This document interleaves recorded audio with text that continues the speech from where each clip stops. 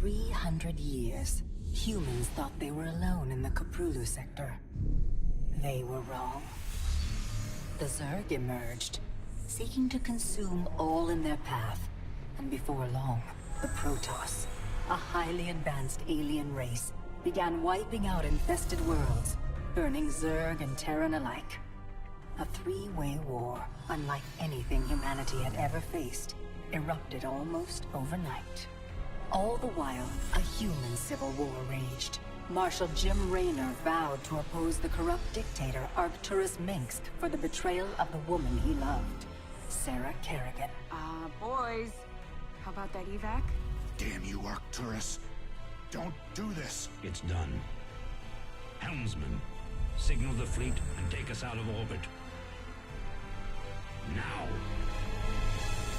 Kerrigan, a loyal operative, was left to die at the hands of the Zerg. But the Zerg had other plans. They transformed her and unleashed her psionic power upon the Caprulu sector, searching for their real objective, the Protoss homeworld of Ire. The Protoss were unaware of this danger and slow to respond. Their rulers, the Conclave, had dispatched Executor Artanis to hunt for Tassadar, a commander who had refused to wipe out infested Terran worlds. They crossed paths with a Dark Templar mystic, whose kind was considered heretics by the Conclave. Through great effort, Zeratul convinced Tassadar and Artanis that he was not their enemy. Together they rallied more Protoss from both factions against the Zerg. Despite the Conclave's fury, they achieved significant victories against the Swarm. But when Zeratul struck down one of the Overmind's Cerebrits, his own mind was left vulnerable. From his thoughts, the Overmind gleaned Ire's true location, and the Swarm descended upon the Protoss homeworld with all their might and fury. It was Tassadar who kept the Templar from extinction that day. Using the power of both the Templar and the Dark Templar, he sacrificed himself to kill the Overmind. Ire was lost, but Artanis led the survivors to the Dark Templar's homeworld of Shakuras. Old prejudices were set aside. The Templar were now in the Dark Templar's debt. Without the Overmind, the Swarm fractured. Kerrigan sought control of all the Zerg, even enlisting the aid of old friends and enemies like Raynor, Mengsk, and Zeratul.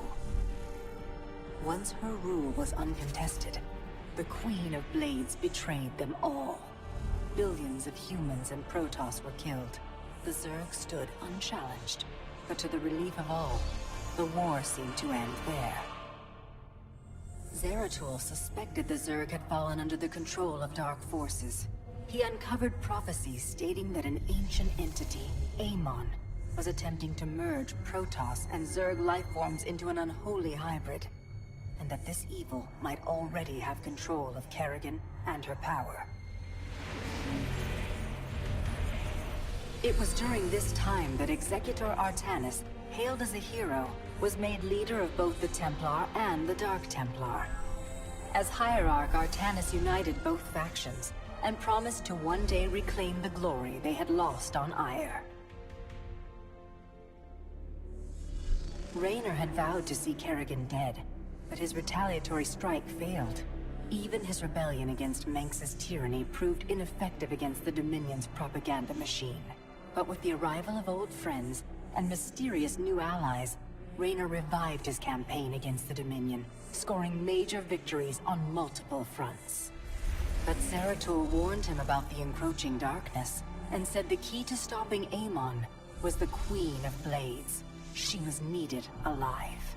In a daring raid on the Zerg homeworld of Char, armies from the Dominion and Raynor, with help from Arcturus' son Valerian, used an ancient Zelnaga artifact to neutralize Kerrigan's power and free her from Amon's grasp. The Queen of Blades was helpless. The Dominion wanted her dead. Raynor couldn't allow it.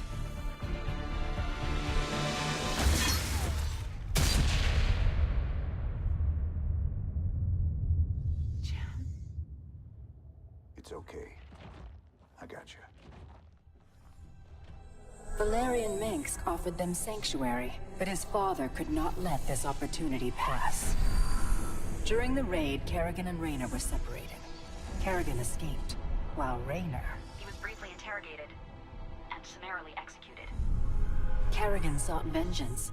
She set out to reclaim her position as Queen of Blades.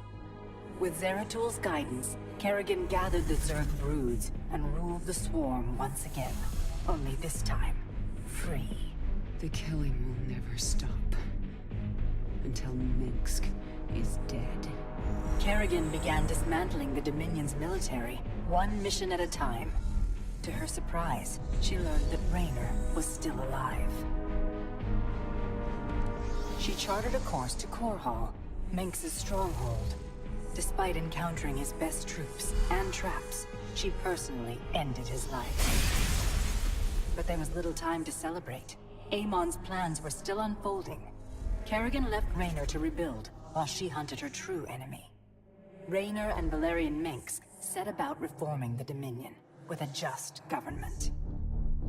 With the Zerg and Terrans quelled, Hierarch Artanis saw an opportunity. He declared that the unified Protoss, Templar and Dark Templar alike, would retake Ire. Any dissenting voices went unheard amid the hope for reclamation. Zeratul set off alone, searching for the truth, hoping against hope that the Hierarch was not making a terrible mistake.